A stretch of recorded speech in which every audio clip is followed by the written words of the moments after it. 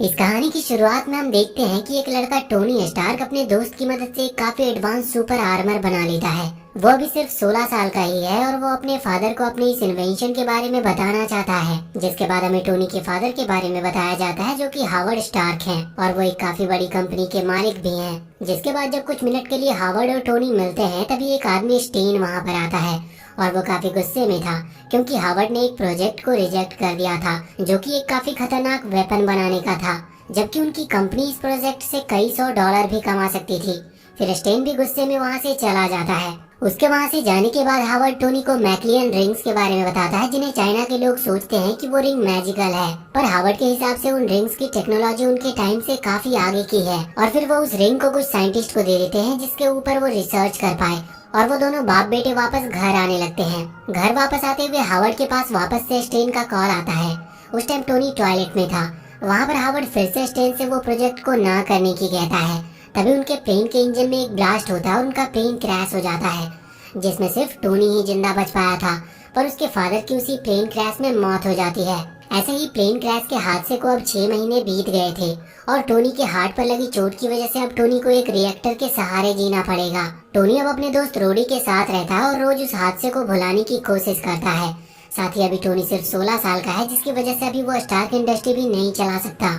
और इसी मौके का फायदा उठाकर स्टेन टोनी के 18 साल होने तक कंपनी अपने हिसाब से चलाने लगता है और वहाँ पर वो खुद अपनी पसंद के फैसले लेने लगा था। जब टोनी स्टेन से मिलता है तो वो देखता है कि स्टेन ने उसके फादर की रिंग पहन रखी है और ये बात टोनी को बिल्कुल समझ नहीं आती। फिर वो अपना मन शांत करके रोडी के साथ स्कूल चला जाता है, क्योंकि वो अपने स्कूल का पहला दिन ही खराब नहीं करना चाहता था। जिसके बाद हम देखते हैं कि टोनी अपने स्कूल के किसी भी स्टूडेंट से काफी ज्यादा स्मार्ट था, क्योंकि उसने फिजिक्स और केमिस्ट्री जैसी चीजें काफी पहले ही पढ़ ली थी।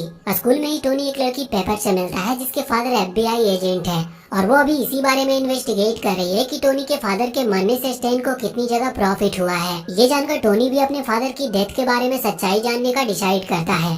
इसके बाद वो एक जंक यार्ड में जाता है, जहाँ पर उसकी सीक्रेट लेबोरेटरी थी। रोडी की मदद से टोनी स्टेन पर नजर रखना चाहता था। उसी शाम को टोनी सैटेलाइट को हैक करके स्टार्क इंडस्ट्री के सिस्टम में घुस जाता है और वहाँ पर उसे पता चलता है कि स्टेन उसके फादर की खोजी हर एक टेक्नोलॉजी को काफी खतरनाक वेपन बनाने में यूज कर रहा है। रोडी भी टोनी के साथ फोन कॉल से जुड़ा हुआ था और वो लगातार उसे इन्फॉर्मेशन दे रहा होता है। तभी रोडी टोनी को बताता है कि एक ट्रेन सीधा जाकर स्टार्क इंडस्ट्री के टावर से टकराने वाली है। टोनी समझ जाता है कि अगर ऐसा कुछ हुआ तो लाखों लोग मारे जाएंगे और ये बिल्कुल सही नहीं होगा। इसीलिए टोनी जाकर ट्रेन का ट्रैक बदल देता है। लेकिन फिर ये दिक्कत आती है कि जिस ट्रैक पर ट्रेन अभी चल रही है वो अभी पूरा बना ही नहीं है और ऐसे में वो ट्रेन सीधा जाकर सिटी के बीच में लोगों पर गिर जाएगी। तो टोनी खुद ही ट्रेन को आगे जाकर उसकी स्पीड कम करने का डिसाइड करता है। टोनी अपने हार्ट रिएक्टर की भी पूरी पावर लगा देता है, लेकिन फिर भी कुछ नहीं होता और जल्दी वो समझ जाता है कि उसका ये प्लान काम नहीं करेगा। इसीलिए वो ट्रेन के डिब्बों को अलग अलग कर देता है, जिससे कम नुकसान पहुंचे और ट्रैक से सिर्फ एक डब्बा गिरता है, पर टोनी उसे भी पकड़ लेता है और काफी आराम से जमीन पर रखता है, जिससे टोनी लाखों लोगों की जान बचा पाता है और अब वो आयरन मैन के नाम से पूरे देश में फेमस हो जाता है। फिर टोनी रोडी से बात करता है और टोनी को याद आता है कि उसके फादर का यही सपना था कि वो टेक्नोलॉजी की मदद से लोगों की रक्षा कर सके और अब वो भी यही काम करेगा। वहीं दूसरी तरफ स्टेन आयरन मैन जैसी टेक्नोलॉजी का यूज अपनी वॉर मशीन में करना चाहता था। जिसके बाद हम एक आदमी जोंग को देखते हैं, जिसे मैंडोरिन के नाम से भी जाना जाता है। वो सोच रहा होता है कि किस तरह से वो कभी मैक्लियन रिंग्स को हासिल कर सकता है। तभी एक लड़का जिन कान वहाँ पर आता है, जो कि जोंग का सौतेला बेटा है, पर जोंग जिन कान को गुस्से में काफी मारता है। कुछ देर के बाद एक आदमी जिन कान के पास आता है और उसे बताता है कि स्टार्क इंडस्ट्री में एक आदमी के पास मैक्लियन रिंग में से एक है। वहीं टोनी देखता है कि स्कूल में हर कोई आयरन मैन के बारे में कुछ न कुछ सोच रहे थे। तभी पेपर टोनी को बताती है कि उसके फादर के हिसाब से आयरन मैन मिलिट्री का एक एक्सपेरिमेंट है। उसी दिन टोनी स्टेन की बनाई कुछ मशीनों को रोकने जाता है, जिससे वो सिटी के एक काफी बड़े हिस्से को भी डिस्ट्रॉय कर सकता था, पर स्टेन उन मशीनों से टोनी पर ही अटैक कर देता है।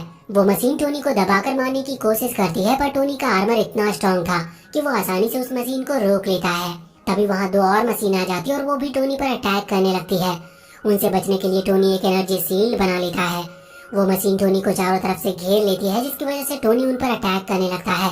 वहीं स्टेन के साइंटिस्ट उसे बताते हैं कि उनकी मशीन ओवरलोड हो रही है, जिसकी वजह से वो कभी भी ब्लास्ट हो सकती है।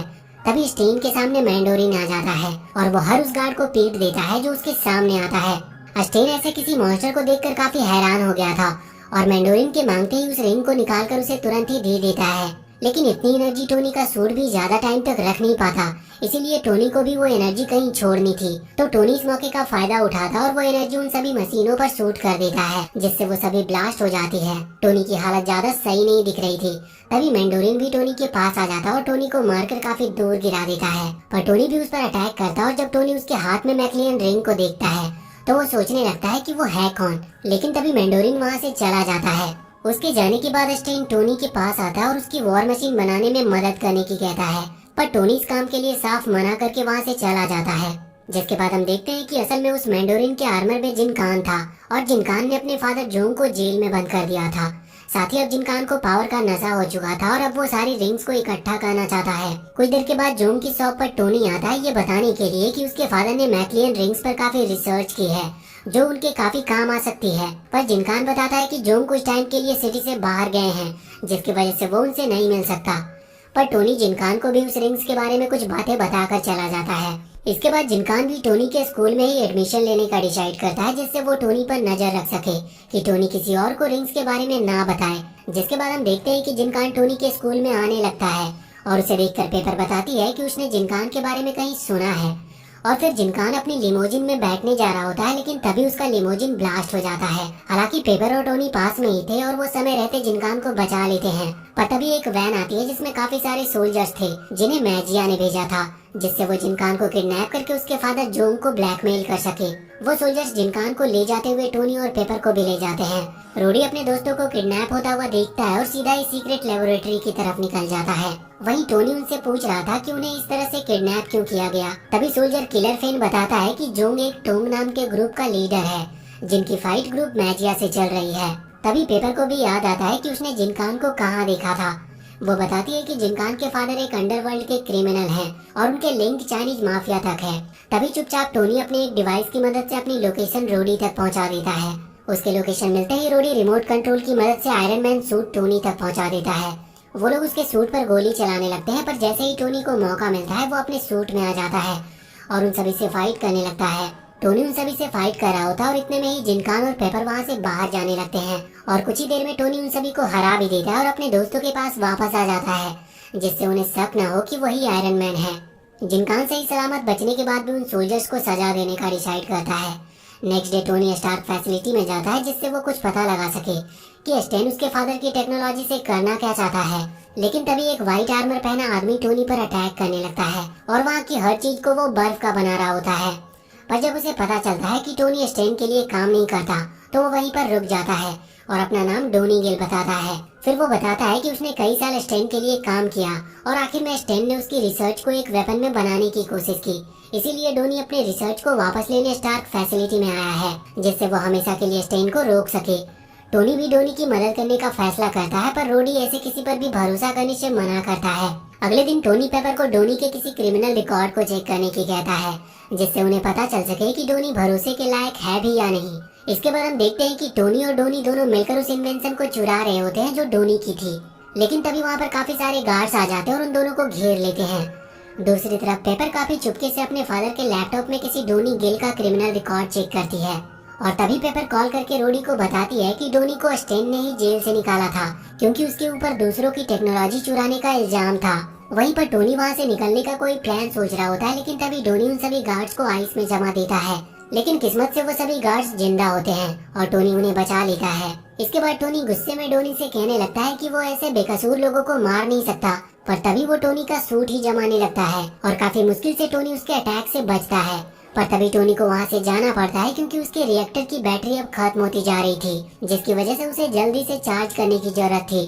और इसके बाद टोनी अपने लैब पर आता है अपने रिएक्टर को चार्ज करने के लिए और रोडी टोनी को डोनी के पास्ट के बारे में बताता है। कुछ ही देर में टोनी वापस से डोनी को रोकने के लिए निकल पड़ता है। वहीं डोनी अभी सभी गार्ड्स को मारता हुआ स्टेन तक पहुंच चुका था, पर तभी डोनी स्टेन को कुछ करता इससे पहले वहां पर आयरन मैन आ जाता है। लेकिन अब आयरन मैन की मदद से उस वेपन को लेकर डोनी अब काफी ज्यादा स्ट्रांग हो चुका था और वो पूरी स्टार्क बिल्डिंग को ही बर्फ का बनाने लगता है।